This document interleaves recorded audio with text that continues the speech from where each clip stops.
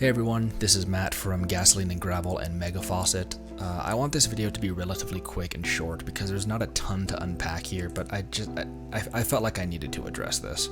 I am a little annoyed, so I do have a little script here just to keep myself organized and stop me from going on rants.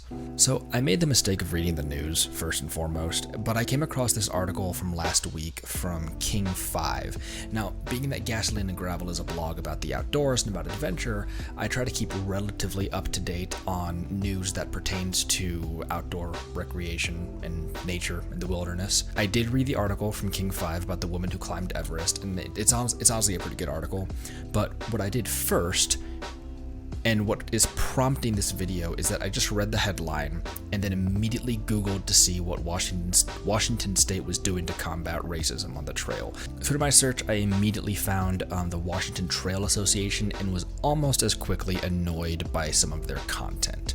The part of their website in particular that is prompting this video is it's not their main page, but it's on the subheading Our Work, and then the subheading from that, WTA's commitment to stand against racism.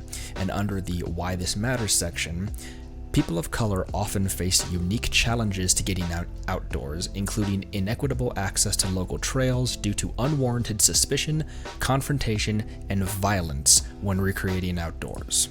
Now, racism is a real issue, and I think it's good that we take steps against it, and I appreciate what you're trying to do, truly, I do. As someone who has been on the receiving end of racism for the majority of my childhood, I get it, and I appreciate your fight, but to paint the entire outdoor community as being predominantly prejudiced, that's insulting. I'm a Filipino, born in Naga City, Philippines, but I was adopted in the US, and my friends and family will tell you that I'm about as patriotic of an American as they come. There is real racism out there, and I have felt it personally, but I've never felt it on the trail. Ever. Racist or even prejudiced is not a word I would use to describe any of my fellow adventurers. It doesn't matter if it's just like passerbys on a hiking trail, or just like fellow anglers around a lake or a pond or a river or anything like that, or people at a campsite. I would never use racist or prejudiced or even judgmental to describe any of them. Maybe things are different up there in Washington compared to down here in Colorado, but I don't know. I'm suspicious that they're that different. I used to live down in Lakewood, Colorado, and I would go to tons of the trails down there. I mean, Red Rocks was like a 15-minute drive from where I lived. And down there in particular, I noticed it was actually incredibly diverse. The trails were just as mixed as the cities were. There were people of all different walks of life and all different world backgrounds there. It wasn't just different races. It was people of, like, they were the same color, but different accents and different languages were being spoken. And I hear you, Matt, that's near Denver, which is already incredibly racially diverse. Okay, how about Fort Robinson, Nebraska, where the county is 90% white as of the last census? How about Custer State Park in South Dakota, which is only 1.2% Asian? How much racism did I feel in those places? Zero. If anything, I felt more included when I was out there than I did in the respective towns, the respective cities. I was welcomed amongst them like I was family, and you know why? It's because they didn't treat me like I was an Asian. They didn't treat me like I was a person of color. They didn't treat me like I was a foreigner. They treated me like someone who likes the outdoors. If you're going into nature and you're thinking about race for any reason, you're going into nature for the wrong reasons. If that's a primary thought in your head.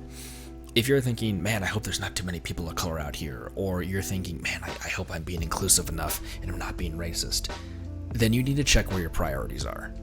When we're out on the trail, race and politics and all that stuff is the last thing on our minds, the absolute last thing, because we go out into nature. We go out where we can feel the forest breathe, and we can see all of the animals and the beautiful scenery and just be among nature to get away from all of that. Now, once again, racism is absolutely an issue. I grew up in a county that was 0.5% Asian. 0.5. And I've lived in places since then that are predominantly white or predominantly Hispanic. I've never had an overwhelming percentage of people who look like me, or even a moderately large percentage of people who look like me. I don't know if I've ever lived anywhere where the the racial makeup of the area or the county was higher than like 10%. I took all that prejudice and all that judgmentalism on the chin, just like everyone else. I had it better than some, I had it worse than others. But that's my point, is that this is a person-to-person issue. If someone you know is doing something stupid, confront them about it. Be honest and be firm, and be polite and civil, but don't back down.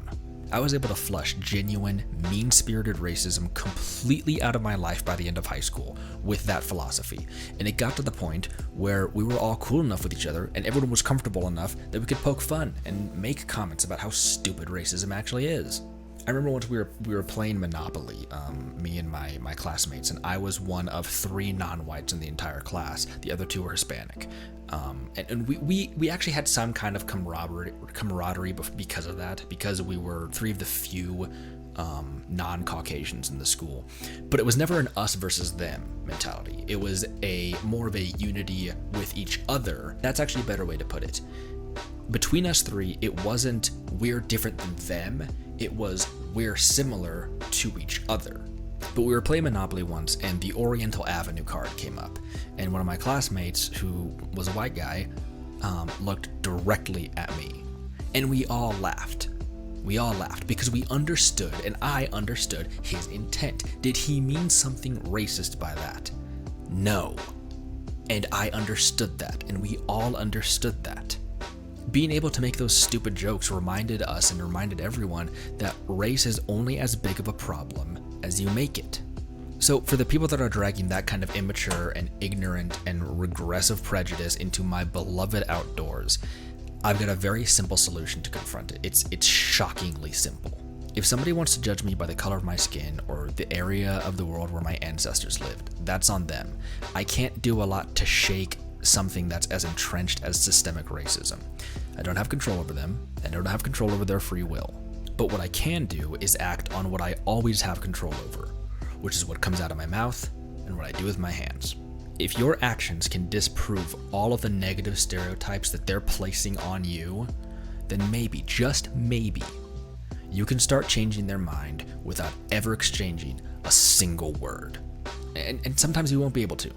But that's just the reality. Some people are just like that. You're not going to change their mind. You're not going to have a productive conversation or anything like that. And unless they're coming at you physically, there's nothing you can do. There's nothing you can do to stop their line of thinking. So just move on. Just move on. Drive on, move forward, and focus on your lane and your wheels, because they don't deserve that space in your head that you're allowing them to occupy. There's a lot to be stressed about these days. There's a lot to be stressed about. That person, that racist, is not one of them. And if you feel targeted by this video, then maybe it's time to step away from the social medias a little bit. You know, the most common form of prejudice I get is the patronizing kind. And I think I would venture to guess that a lot of people of color know what I'm talking about. Mostly it's people who are not people of color desperately trying to relate to you. Like just the other day, I'm a manager for a retail place, and just the other day I got someone who said, like, my orthodontist or something. Oh, my orthodontist is Filipino. It's just like, oh, all right, but just move on. And that one is just kind of mildly annoying. But in Denver, on more than one occasion, this happened 2 or 3 times, I had a white person come up to me and say, "I'm so sorry. It must be so hard to be in your position." You want to really rile me up? Condescend me. So if you've ever said something like that, just cool it. None of us think you're being inclusive. None of us think you're being funny or noble or anything. We just think you're a sanctimonious prick. You know, I'm not going to try to make it sound like I had some kind of thoughtful philosophy when it came to trying to defeat the racism in my childhood. It was literally like, hey, we all have to see each other for 7 to 8 hours a day. Why don't we try to get along? And in addition to that, I'll try just as hard as I'm asking you to try. We're all living in this country together.